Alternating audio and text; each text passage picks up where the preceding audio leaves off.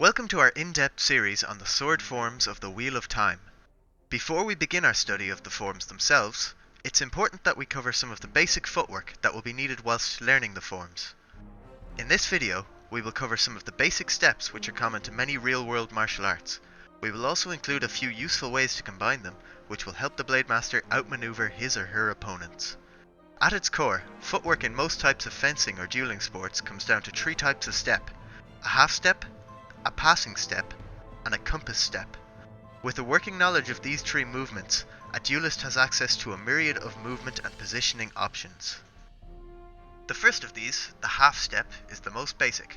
Somewhat of a shuffle, the half step allows the Blademaster to advance and retreat without having to change or disrupt their guard. This kind of footwork is often seen in classical fencing and more linear forms of combat. An ideal use of this step is to gain or give ground in small increments without sacrificing too much defense or balance. This step can be performed in any direction and qualifies as a half step as long as the practitioner's front foot remains unchanged. Commonly, practitioners will advance by pushing off the back foot and retreat off the front. However, this rule can be broken in certain situations for a more cautious step. The next step is the passing or full step. Used to gain or give ground quickly in a balanced manner, this functions by changing the front foot, as with regular walking.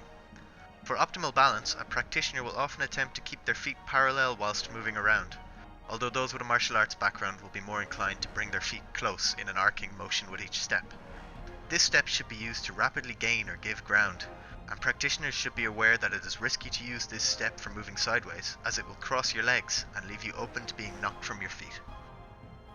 Our final step is a compass step. Rarely used in one-on-one duels, this step is used to change the direction a Blademaster is facing. Putting their weight on one foot, the Blademaster will pivot their body, keeping their hips and shoulders squared.